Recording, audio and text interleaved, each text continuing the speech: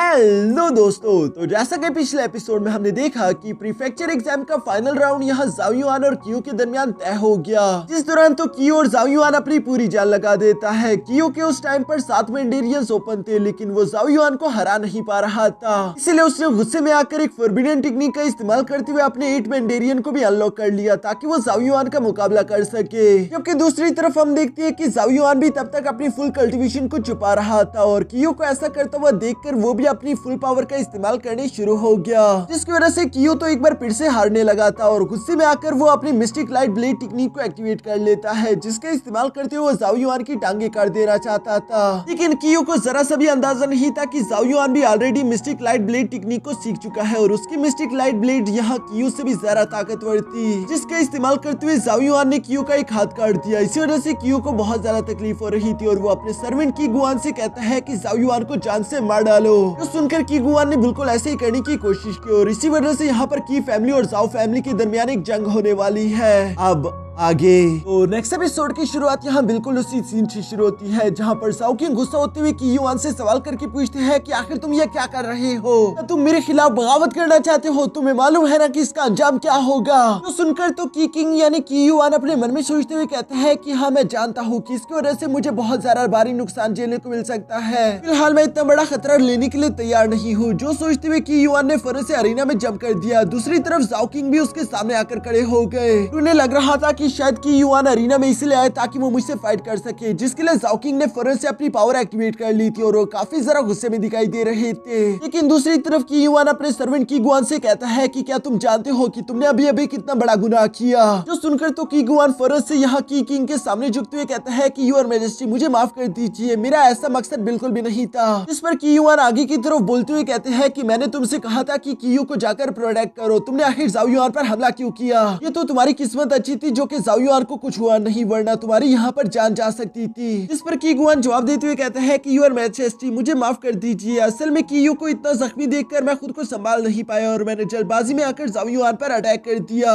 जिस पर की किंग उससे कहते हैं कि फिलहाल तुम कियो को लेकर यहाँ से उसका इलाज करने के लिए उसे ले जाओ, हम तुम्हें बाद में पनिशमेंट देंगे। जो सुनकर वो बिल्कुल ऐसे ही करता है। दूसरी तरफ की युआन भी यहाँ ज़ाओ किंग से माफी मांगते हुए कहता है कि प्लीज मुझे माफ कर दीजिए, मेरा आपके खिलाफ बगावत करने का कोई भी इरादा नहीं है, असल में मेरी सुपरडेंट से गलती हो चुकी है और मैं आइंदा से ध्यान रखूंगा कि ऐसी गलती दोबारा ना हो। जो सुनकर तो ज़ाओ किंग भी खुद को शांत करते हुए कहता है कि की किंग, तुम्हें अपने सुपरडेंट्स पर ध्यान रखना चाहिए, इससे पहले कि मुझे दोबारा से ऐसी गलतफहमी हो जाए कि तुम मेरे खिलाफ बगावत कर रहे हो। तो सारी बातें सुनकर की किंग तो ज़ाओ युआन से कहता है कि बेटा तुम भी मुझे माफ कर देना, मेरी वजह से तुम काफी जरा घबरा चुके होंगे। यहाँ की किंग को इस तरह की बातें करते हुए देखकर ज़ाओ युआन अपने मन में कहता है कि ये तो एक नंबर का कमीना है जो कि इस वक्त सिर्फ एक्टिंग के अलावा और कुछ भी नहीं कर रहा। दूसरी तरफ की किंग यहाँ पर ज़ाओ युआन से कहता है कि वैसे अभी कुछ देर पहले मैंने देखा कि तुम मिस्टिक लाइट ब्लेड टेक्निक इस्तेमाल कर रहे थे। जो टेक्निक तुम्हें कहां से मिली मुझे ये नहीं मालूम, लेकिन मैं ये बात जरूर जानता हूँ कि ये टेक्निक की मेंशन को बिलोंग करती है जो कि कुछ दिनों पहले हमसे चोरी हो गई थी। जो सुनकर तो ज़ाओ युआन आगे की तरफ आते हुए कहता है कि हाँ, मैं ब्लैक फॉरेस्ट में कल्टीवेशन कर रहा था, तब कुछ लोगों ने मुझे असैसिनेट करने की कोशिश की जिन्हें मारकर मुझे ये टेक्निक मिली थी। जो सुनकर तो की किंग कहते हैं कि हाँ, यकीनन ये वही चोर होंगे जिन्होंने ये टेक्निक हमारे मेंशन से चुराई थी। ज़ाओ युआन, मैं तुम्हारा बहुत ज्यादा शुक्रगुजार हूँ जो तुम ये टेक्निक ढूंढकर हमारे पास वापस ले आए। ये सुनकर ज़ाओ युआन जवाब देते हुए कहता है कि प्लीज मुझे माफ कर दीजिए क्योंकि इस वक्त शायद आपको कोई गलतफहमी हो चुकी है। ब्लैक फॉरेस्ट में मैं जब कल्टीवेशन कर रहा था तब मेरा सामने एक युआन बीस्ट से हुआ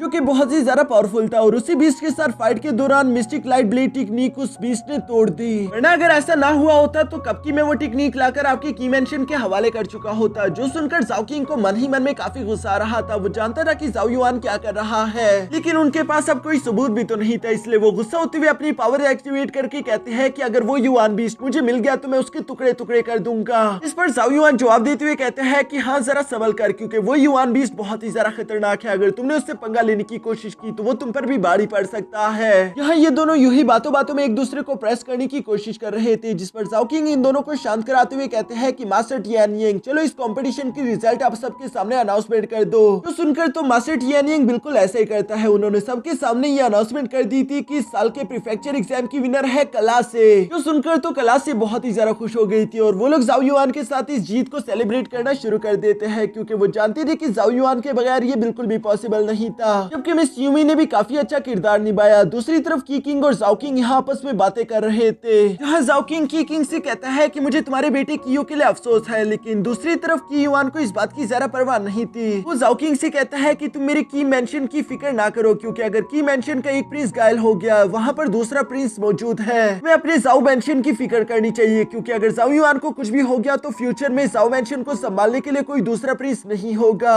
वैसे भी मेरा बड़ा बेटा की हाउ बहुत ही ज्यादा टैलेंटेड है। इवन की जनरल वी ने भी उससे बहुत अच्छे इनामात दिए और जनरल भी उस पर बहुत ही भरोसा करते हैं। हाँ, ये सारी बातें कहते हुए की युआन वहाँ से चला गया। इसके बाद सीन शिफ्ट होकर दूर यहाँ पर वो पैलेस पर आ गया, जहाँ पर हम पहली दफा जाओ युआन के असली दुश्मन को देखते हैं। इस लड़के का नाम है वू हुआंग, जो कि अपनी बहन वू याओ के साथ एक बोर्ड गेम खेल रहा था। तभी अचानक वहाँ पर इन दोनों का एक सर्वेंट आ जाता है, जो कि वू हुआंग के लिए ये इन्फॉर्मेशन लेकर आया था कि जाओ फैमिली का जाओ युआन कैसे धीरे धीरे आगे की तरफ बढ़ता जा रहा है। उसने अपने चीम इंग्रेडिएंट्स भी ओपन कर लिए। यहाँ जाओ युआन की इन्फॉर्मेशन पढ़कर तो वू हुआंग उसे जरा सा भी सीरियस नहीं लेता, बल्कि वो उस पर हंसते हुए कहता है कि मुझे तो लगा था कि अब तक ये नकारा इंसान मर चुका होगा। उसे सच में ही जाओ युआन की जरा सी परवाह नहीं थी, बल्कि वो कह रहा था कि हमारा ग्रेट वू एम्पायर इस वक्त 1000 बीस्ट एम्पायर और सोर्ड एम्पायर से फाइट करने में बहुत ज्यादा मसरूफ है। तो सुनकर वो सर्वेंट कहता है मगर ये सेंट ड्रैगन ब्लेसिंग वाला प्रिंस जाओ युआन है। हाँ, उस सर्वेंट की ये बात सुनकर तो वू हुआंग को बहुत ज्यादा गुस्सा आ गया और वो उस पर हमला करते हुए कहता है कि तुमने क्या कहा?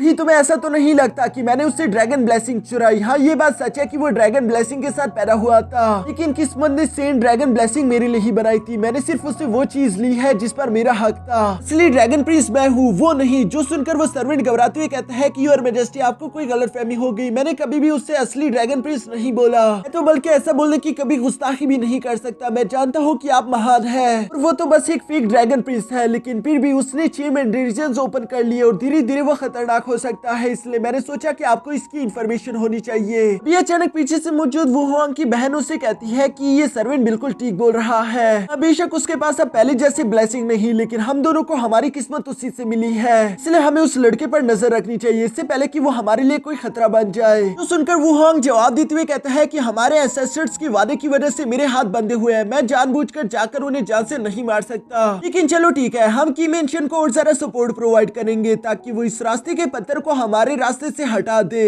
तो सुनकर वो सर्वेंट जवाब देते हुए कहता है कि जैसा आपका हुक्म हो। ये कहते साथ ही वो घबराकर वहाँ से भाग गया, क्योंकि उस सर्वेंट के जाने के बाद हम वू हुआंग को देखते हैं जो कि जोर जोर से कह रहा था कि मैं ही सबसे ताकतवर हूँ, मैं ही इस पूरी दुनिया पर राज करूंगा, क्योंकि मैं ही हूँ असली सेंट ड्रैगन प्रिंस। तो सुनकर तो मिस वू याओ भी मुस्कुराते हुए कहती है कि अब ये तमाशा देखने में और भी ज्यादा मजा आएगा। इसके बाद सीन शिफ्ट होकर दोबारा से यहाँ जाओ किंग पर आ गया, जहाँ पर अब तक कुछ दिन गुजर चुके थे। जाओ किंग अपने बेटे जाओ युआन को बात करने के लिए अपने पास बुलवा चुका था, जहाँ पर वो अपने बेटे से सवाल करते हुए पूछता है कि आखिर तुम्हारी कल्टीवेशन कैसी चल रही है। जिस पर जाओ युआन जवाब देते हुए कहता है कि बहुत अच्छी चल रही है, जल्दी मैं अपने 7th मेडिरियन को भी ओपन कर लूंगा। इसके बाद जाओ किंग ने अपने बेटे को सब कुछ सच सच बताना शुरू कर दिया था कि उसने जाओ युआन को यहाँ इसलिए बुलाया ताकि वो उसे बता सके कि बेशक इस वक्त उन लोगों ने अपनी जाओ डायनेस्टी को बचा तो लिया, लेकिन की युआन इतनी जल्दी हार नहीं मानेगा। आने वाले फ्यूचर में वो दोबारा से ऐसी हरकतें करने की कोशिश करेगा और अगर की फैमिली और जाओ फैमिली दोनों के दरमियान फाइट हुई तो दोनों में से कौन जीतेगा इस बात के लिए कोई भी अभी अंदाजा नहीं लगा सकता, क्योंकि दोनों ही फैमिलीज को बहुत ज्यादा नुकसान झेलने को मिलेंगे। लेकिन अगर जनरल वी हमारे साथ आ जाए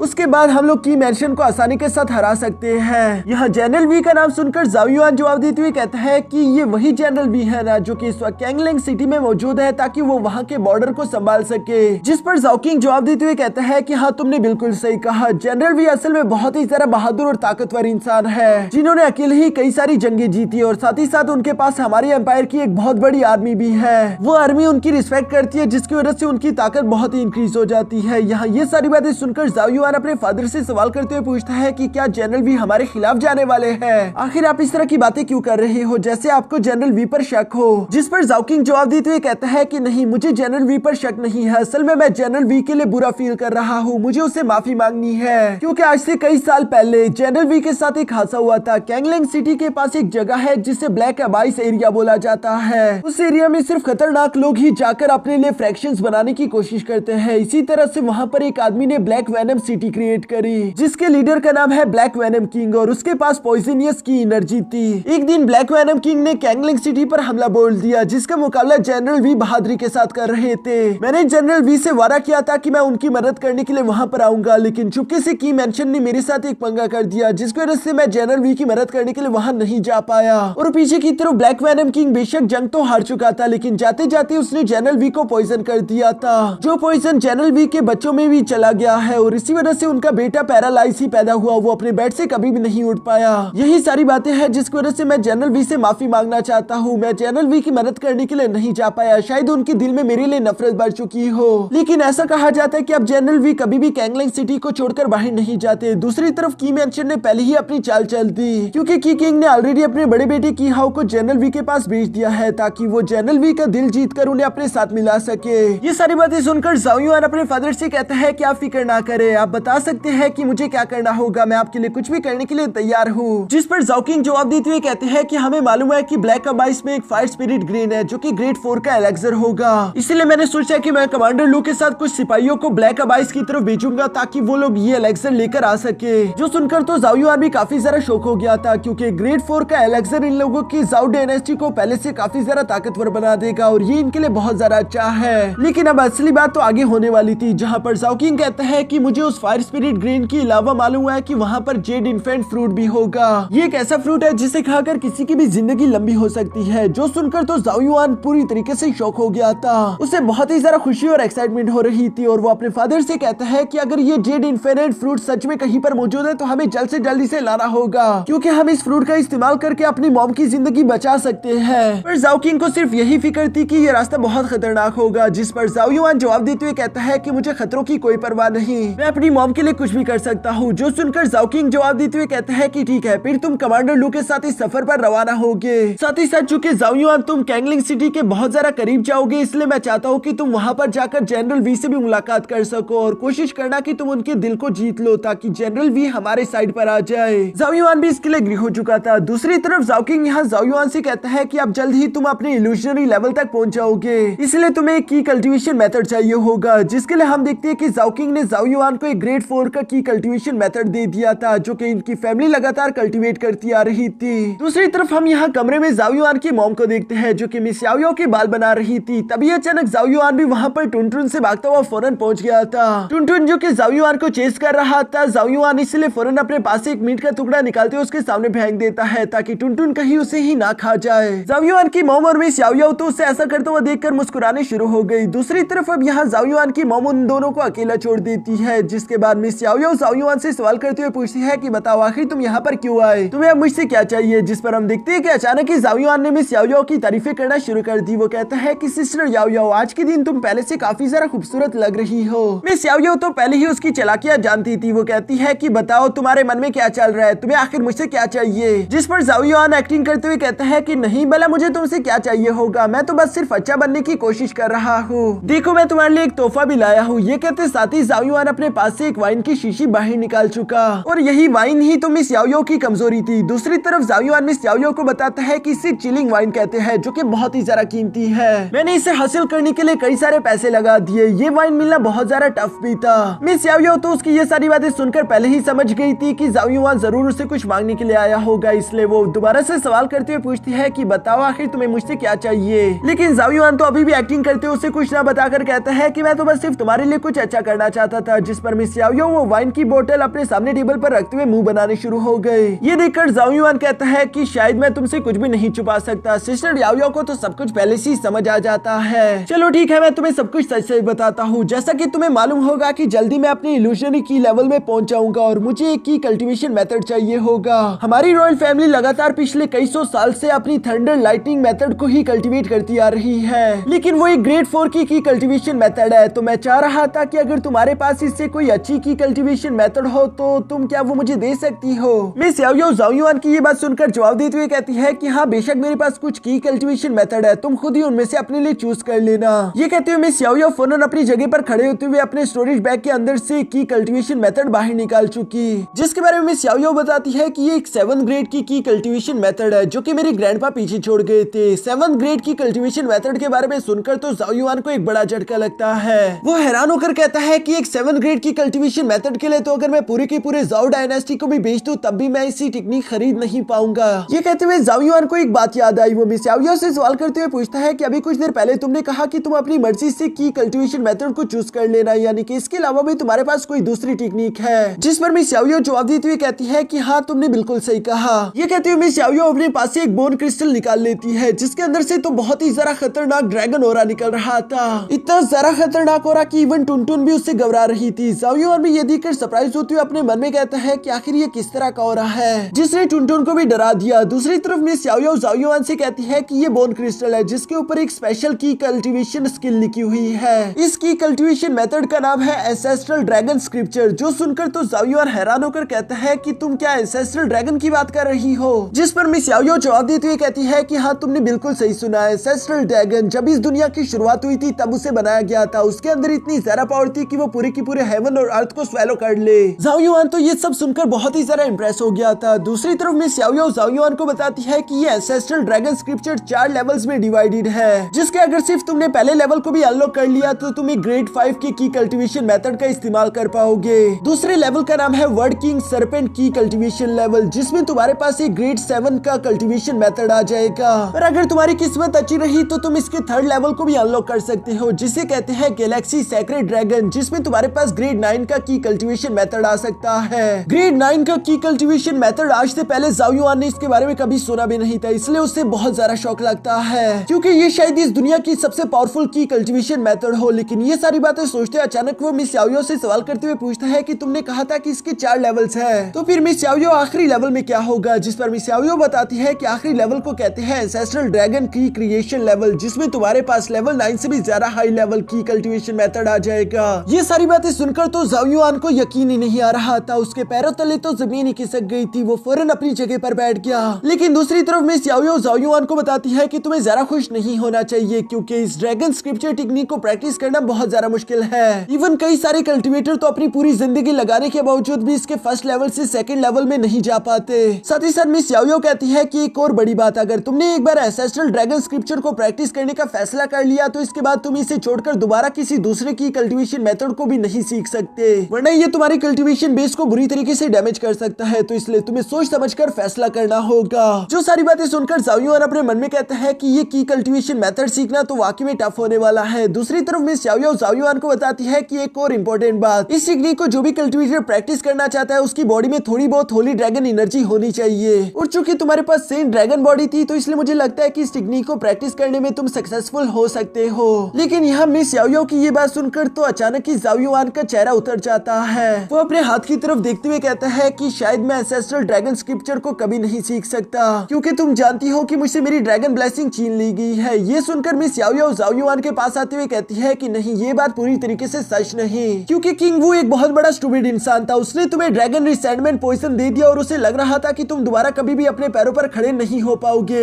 लेकिन उस बेवकूफ को ये बात मालूम ही नहीं थी कि ड्रैगन रिसेंटमेंट पॉइजन भी एक एंसेस्ट्रल ड्रैगन की स्पिरिट का हिस्सा है। हाँ, ये बेशक ड्रैगन ब्लेसिंग जितनी पावरफुल एनर्जी तो नहीं होगी, लेकिन तुम्हारा काम चल जाएगा। जो सुनकर तो जाओ युआन मुस्कुराकर कहता है कि इसका मतलब मैं एंसेस्ट्रल ड्रैगन स्क्रिप्चर को सीख सकता हूँ। जिस पर मिस याओ जवाब देकर कहती है कि मैंने तुमसे पहले भी कहा कि ये चॉइस तुम्हें खुद लेना होगा कि आखिर तुम किस टेक्निक को लेना चाहते हो, क्योंकि तुम जानते हो ना कि तुम इस रास्ते से वापस नहीं पलट सकते और तुम इस टेक्निक को मास्टर करने में भी 100% कामयाब होगे, इसकी भी कोई गारंटी नहीं है। जो बात सुनकर जाओ युआन थोड़ी देर सोचने के बाद कहता है कि मैंने फैसला कर लिया, मैं एंसेस्ट्रल ड्रैगन स्क्रिप्चर को ही चूज करूंगा, क्योंकि इस बार मैं ताकतवर होना चाहता हूँ। जो कुछ मेरे साथ हो गया मैं वो दोबारा नहीं सहना चाहता। मेरी नजरों के सामने मुझसे वो छीन लिया गया जो कि मुझे बिलोंग करता था, उसके अलावा मेरे अपनों को चोट पहुंचाई गई, लेकिन मैं ये सब देखने के अलावा कुछ भी नहीं कर पाया। आने वाले फ्यूचर में मेरा सामना कई सारे ताकतवर वॉरियर से होने वाला है, तो इसलिए मुझे खुद को ताकतवर करना होगा ताकि दोबारा मेरे अपनों को कोई भी चोट ना पहुंचा सके। मैं दोबारा से अपनी फैमिली को कभी भी खतरे में नहीं देखना चाहता। ये सब कहते हुए जाओ युआन बहुत ही ज्यादा मोटिवेटेड दिखाई दे रहा था, इसलिए मिस याओ भी वो बोन क्रिस्टल यहाँ जाओ युआन के हवाले कर चुकी, जहाँ आखिरी बार वो जाओ युआन से कहती है कि पक्का ना, तुमने सोच लिया ना, क्योंकि तुम इस रास्ते से वापस पलट कर नहीं जा सकते। जिस पर जाओ युआन जवाब देते हुए कहता है कि हाँ, फिक्र ना करो, मैं अच्छे से जानता हूँ कि ये रास्ता खतरों से भरा होगा, लेकिन मुझे इस बात से फर्क नहीं पड़ता, मैं अंत तक जाने के लिए तैयार हूँ। ये कहते हुए जाओ युआन ने वो बोन क्रिस्टल मिस याओ से ले लिया था। दूसरी तरफ मिस याओ जाओ युआन को बताती है कि एंसेस्ट्रल ड्रैगन स्क्रिप्चर के 1st लेवल को अनलॉक करने के लिए तुम्हें ये 4 मटेरियल चाहिए होंगे, जो मटेरियल्स तो बहुत ही ज्यादा रेयर थे। जाओ युआन उन्हें अकेले तो कभी नहीं तलाश कर सकता, इसलिए वो ये पेपर लेकर फौरन अपने फादर के पास पहुंच गया।